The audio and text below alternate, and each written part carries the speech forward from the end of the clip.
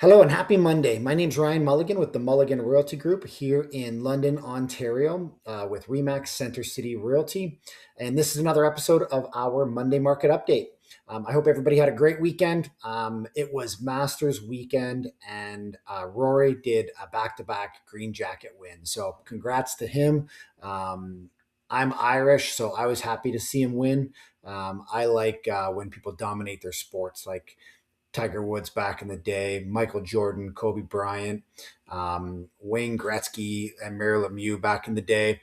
I don't know. I Some people want new people to win. I like when people dominate their sport, but so I was happy you won. On to the numbers. So new listings. We were at 315 brand new listings for last week, up from 251. So that is a big, big jump.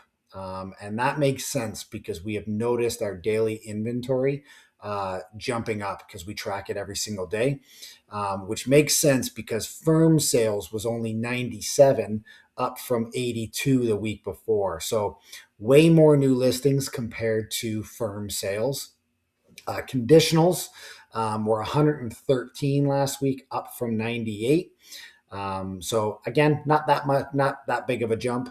And price decreases were at 119, up from 109 the week before. So brand new listings are drastically up, which makes sense. We were talking as a team just before Easter weekend that come the Tuesday of after Easter weekend, we were going to notice a big jump up in listings, which is pretty normal for the market depending on the weather. But usually around Easter, we're getting spring-like weather, and people get Easter out of the way and then list for the quote-unquote spring market, which happened. That's why we noticed a big jump up. So I think we're going to probably notice a bigger jump over the next week, 2, 3 weeks for firm sales. I think more buyers are also going to be jumping off the fence to go buy.